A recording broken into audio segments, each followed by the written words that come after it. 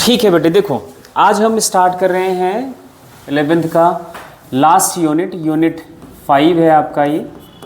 और इसमें यूनिट का नाम आपको मिलेगा ह्यूमन फिजियोलॉजी।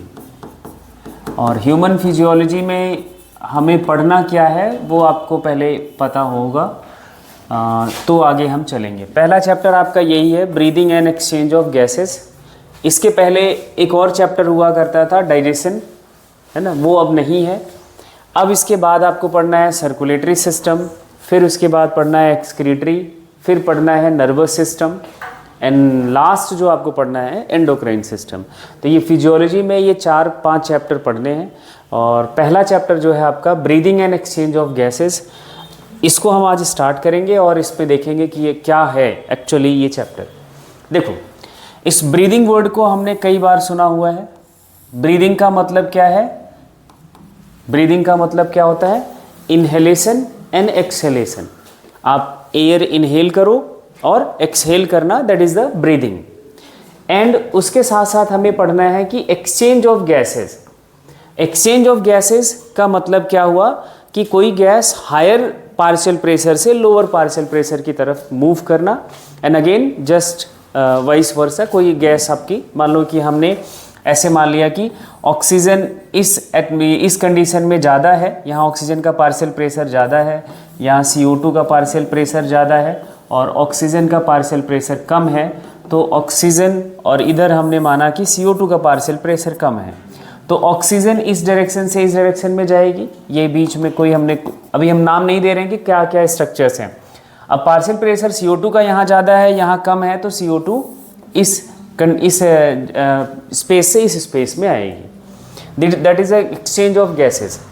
अभी ऐसे हम एक्सचेंज ऑफ गैसेस की बात करेंगे, कहाँ कहाँ पे हमारी बॉडी में एक्सचेंज ऑफ गैसेस होता है, वो तब आपको बात क्लियर होएगी जब आप अपनी एनाटॉमी पहले पढ़ लोगे कि site of exchange of gases क्या है। ठीक है, तो पहला स्टेटमेंट इंट्रोडक्शन का लिखना है, as you have read earlier, oxygen utilized by organism to indirectly break down the simple molecule like glucose, amino acid, fatty acid to derive energy to perform various activities। ये हमें सबको पता है कि oxygen gas चाहिए हुए। अगर हम एक रिएक्शन लिख लें कि इसी ग्लूकोज की, कि ग्लूकोज को बर्न करने के लिए, ऑक्सीडाइज करने के लिए ऑक्सीजन चाहिए, और बनता क्या है? कार्बन डाइऑक्साइड प्लस वाटर बनेगा और प्लस एनर्जी बनेगा। ठीक है, अब इस एनर्जी का जो फॉर्म होता है दैट इज द ATP, और ये ATP आपके वेरियस एक्टिविटीज़ में यूटिलाइज किया जाता है। मतलब आप वेरियस एक्टिविटीज़ बोल लो, या हम इसको बोलें वाइटल एक्टिविटीज़। बीइंग अलाइव जो हमारी एक्टिविटीज़ हैं, वो सारी एक्टिविटीज़ इसी एनर्जी, इसी ATP की यूज से परफॉर्म किया जा रहा है। ठीक है, तो ये ऑक्सीजन की नीड के लिए आपको बताया गया है। अब इस पिक्चर को ध्यान से देखना, ये कोरिलेटेड पिक्चर है। मतलब आपको फोटोसिंथेसिस भी पता है, हमने प्लांट फिजियोलॉजी में पढ़ रखा है, और आप ऑक्सीजन का एवोल्यूशन पता है एंड यूज पता है, आपको दिखाया गया है इस पिक्चर में। देखो, sun that is the main source of energy. पहले तो ये बात याद कर लो, ये क्या है? Main source of energy of this nature. इस नेचर का ये मेन सोर्स है, सोर्स ऑफ एनर्जी है। तो यहाँ से जो एनर्जी आती है, it comes in the form of radiation. किस फॉर्म में आ रही है? रेडिएशन के फॉर्म में। And this radiation energy is utilized by plants in the process of photosynthesis. हमने ये पढ़ा हुआ है। क्या बनाएगा? यहाँ वाटर का यूज़ करके, CO2 का यूज़ करके क्या बनेगा? फूड बनेगा। क्या बनेगा? फूड। ये फूड का मतलब क्या हुआ? That is a C6H12O6 glucose. And ये हम फूड हेट्रोट्रॉप्स की बात करें, ये वो करेंगे जो कौन होंगे? ऑटोट्रॉप्स। कौन होंगे? ऑटोट्रॉप्स। ये ऑटोट्रॉप्स का मैकेनिज्म है, ये ऑटोट्रॉप्स ही कर सकता है, हेट्रोट्रॉप्स नहीं कर सकते हैं। इस फूड का यूटिलाइजेशन ऑटोट्रॉप्स एनर्जी प्रोडक्शन के लिए इटसेल्फ यूज करेगा। कैसे यूज करेगा वो अब हम यहाँ हेट्रोट्रॉप्स में देख लेते हैं। जो ये एग्जांपल है ह्यूमन बीइंग, ये आपका कैसा ऑर्गेनिज्म है? हेट्रोट्रॉप्स है, ये अपना फूड खुद सिंथेसाइज नहीं कर सकता, it utilize the food that is synthesize by autotrophs. तो ये फूड क्या करेंगे, हम इनटेक करते हैं, इंजेशन करते हैं, ये पढ़ा हुआ है डाइजेशन में, इंजेशन से हमने ये फूड लिया, ठीक है। अब इस फूड का हमने क्या करा, डाइजेशन, फूड का क्या करते हैं, डाइजेशन, और ये डाइजेशन हमारा डाइजेस्ट होके ये कहाँ पे जाता है, किस फॉर्म में, आपके ब्लड में ऐड हो जाएगा, किस फॉर्म में, ग्लूकोज के फॉर्म में, किस फॉर्म में, ग्लूकोज के फॉर्म में हमारा ये प्रेजेंट होता है। अब उसके साथ साथ देखो क्या होता है, हम इसी के साथ साथ ऑक्सीजन को भी इनहेल करते हैं, ऑक्सीजन को भी इनहेल करते हैं। यहाँ आपको ऑक्सीजन, ये फूड आपका ब्लड में डिसॉल्व हो गया, ये जो हम इनटेक करते हैं डाइजेशन के बाद ब्लड में आ जाता है, ऑक्सीजन लिया, इस फूड का ब्रेक डाउन किया जाता है। यहाँ पे जो शुगर वर्ड लिखा है दैट इज द फूड, ये ग्लूकोज है। अब ये आपका ऑक्सीजन भी ब्लड में ही आता है, ब्लड के ही थ्रू ट्रांसपोर्ट किया जाता है और सेल तक पहुंचाया जाएगा, और वो पहुंचाया जाएगा ऑक्सीजन, और ये आपका ग्लूकोज, इसको प्रोडक्ट में कन्वर्ट किया जाएगा। प्रोडक्ट क्या है, energy, water and carbon dioxide, ठीक है। एनर्जी जो है आपका एटीपी के फॉर्म में मिलेगा वाइटल एक्टिविटीज के लिए, वाटर आपका होम्योस्टैसिस मेंटेन, या हम कहें कि मीडियम ऑफ द रिएक्शंस हैं, and then carbon dioxide is also carried by blood, ये भी ब्लड से ही कैरी किया जाएगा, एंड ब्लड से कैरी करके हम इसको अगेन एटमॉस्फेयर में एक्सहेल कर देते हैं। ये इनहेल करते हैं तो ऑक्सीजन हमारे बॉडी में ब्लड में जाता है, ये एक्सहेल कर दिया, ये क्या हो गया, एक्सहेलेशन। एक्सहेलेशन से कार्बन डाइऑक्साइड जो इधर ग्लूकोज के ब्रेकडाउन से कार्बन डाइऑक्साइड जो बना वो एक्सहेल कर दिया, बाहर चला आया, एंड देन एटमॉस्फेयर में हमने अभी देखा कि ये फोटोसिंथेसिस में ये कार्बन डाइऑक्साइड ही यूज होता है। तो पूरी साइकिल समझ आ रही है, सोर्स ऑफ एनर्जी यही है, एनर्जी को ट्रैप करा, ग्लूकोज बनाया, ग्लूकोज हमने यूज किया, जो ये मॉलिक्यूल यूज करके एनर्जी ट्रैप करा था, वाटर एंड CO2, क्या करा था, वाटर एंड CO2, वही वाटर एंड CO2 फिर से रिलीज हुआ, जो एनर्जी ट्रैप हुई थी लाइट वाली, वो एनर्जी यहाँ फिर से रिलीज हो गई। आप वाइटल एक्टिविटीज करो, फिर से वो आपका वाटर एंड CO2 एटमॉस्फेयर में ऐड करा, एटमॉस्फेयर से फिर से वो CO2 इसी प्रोसेस में चल रहा है। दैट मीन्स एनर्जी साइकिलिंग होती है, autotroph to heterotroph, heterotroph to autotroph, मतलब जो नीड ऑटोट्रॉफ को है वो हेट्रोट्रॉफ दे रहा है, जो हेट्रोट्रॉफ को है वो ऑटोट्रॉफ उसको दे रहा है। तो पूरा ब्रीदिंग यही है। इस पिक्चर को अगर आपके दिमाग में ये सेट हो गया तो आगे कोई प्रॉब्लम नहीं आएगी। अब देखना next statement, second, CO2 which is harmful also release during above catabolic reaction, जो आपका रेस्पिरेशन का रिएक्शन है उस दौरान आपका CO2 भी रिलीज होता है, and it is therefore evident that oxygen has to be continuously provided to the cells and CO2 produced by the cells have to be released out. Continuous supply of energy चाहिए हमें being alive, तो continuous अगर आपको energy supply चाहिए तो that means continuous supply oxygen की भी देनी पड़ेगी, ठीक है। and इस reaction से, इस breakdown से जब आप continuously oxygen supply कर रहे हो, ग्लूकोज ब्रेक हो रहा है, तो कॉन्टिन्यूअस सप्लाई ऑफ CO2 भी हो रहा होगा, ठीक है। तो कॉन्टिन्यूअस CO2 भी इवॉल्व हो रहा होगा, सप्लाई नहीं बोलेंगे, इवॉल्व हो रहा होगा, बन रहा होता है सेल्स में, and that is removed from that cells या release out from the body या सेल्स। CO2 एक हार्मफुल केमिकल है, हार्मफुल मॉलिक्यूल है, इसलिए इसको लगातार रिलीज आउट किया जाता है, बॉडी से बाहर निकाला जाता है। This process of exchange of oxygen from atmosphere with CO2, atmosphere से ऑक्सीजन लेना और एटमॉस्फेयर में CO2 छोड़ना, दैट इज कॉल्ड ब्रीदिंग। इसी को हम ब्रीदिंग कह देते हैं, ठीक है, कॉमनली नोन एज रेस्पिरेशन। ये कॉमन टर्म है, बट एक्चुअली बात करें तो रेस्पिरेशन एक ब्रॉड पर्सपेक्टिव है। हम ब्रीदिंग और रेस्पिरेशन को कंफ्यूज ना करें। रेस्पिरेशन आपने पढ़ा है cellular respiration in plants, plant physiology में हमने पढ़ा हुआ है, तो आपको वो क्लियर होगा, ठीक है। अब नेक्स्ट जो पॉइंट है वो देखो, place your hand on chest, you can feel the chest moving up and down. ये हम सबको पता है अपने, जब हम इनहेल एक्सेल कर रहे होते हैं। And you know that due to breathing, ये हमें पता है कि वो ब्रीदिंग की वजह से होता है। How do we breathe? अब आपके दिमाग में क्वेश्चंस आने चाहिए कि हम कैसे ब्रीद करते हैं। ठीक, the respiratory organ and the mechanism of breathing अब हम आगे डिस्कस करेंगे। आपके ये ऑर्गन्स कौन कौन से हैं जो ब्रीदिंग में हेल्प करते हैं, एंड उनका मैकेनिज्म क्या है, कैसे ये आप ब्रीदिंग का मैकेनिज्म किस मैकेनिज्म पर बेस्ड है। रेस्पिरेशन क्या है? एक मेटाबॉलिक प्रोसेस है जिसमें लिविंग सेल्स ऑर्गेनिज्म के जो हैं वो एनर्जी ऑब्टेन करते हैं। ऑब्टेन कैसे करते हैं कि ग्लूकोज का C6H12O6 का ब्रेकडाउन करते हैं ऑक्सीजन की प्रेजेंस में, आपको मिलेगा क्या? CO2 plus H2O plus energy.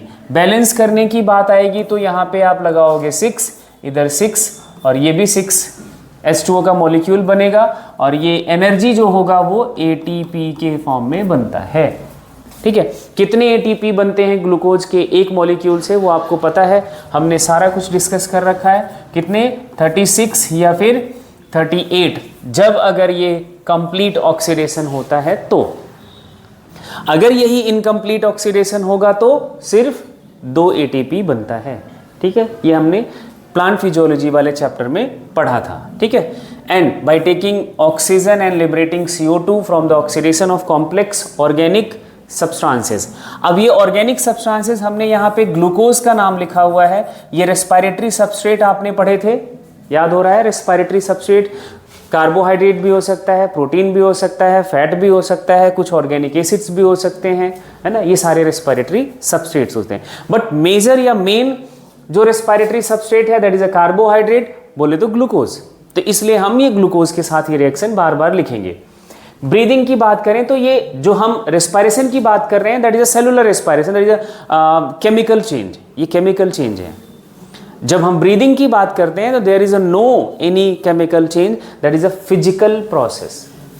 क्या है ये? फिजिकल प्रोसेस है, केमिकल चेंज नहीं है, जिसमें ऑक्सीजन आपका अंदर जा रहा है बॉडी के एंड कार्बन डाइऑक्साइड बाहर किया जाता है, that is a breathing.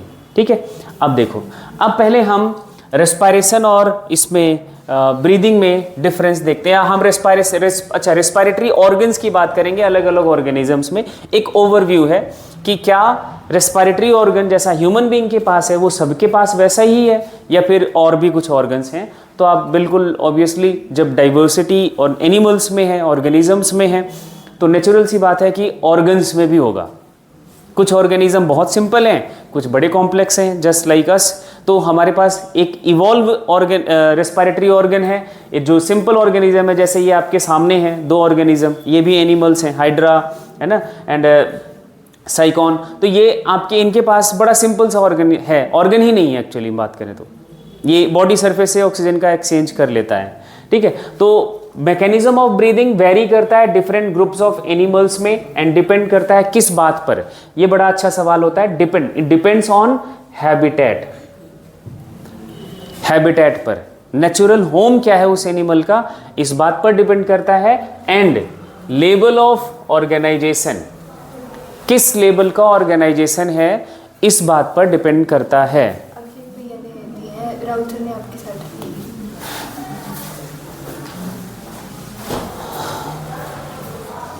Level of organisation का मतलब क्या हुआ कि कोई सेल से बना हुआ है, कोई टिश्यू से बना हुआ है, कोई टिश्यू सिस्टम से बना हुआ है और एनिमल, है ना, कोई ऑर्गन से, कोई ऑर्गन सिस्टम से। ठीक है,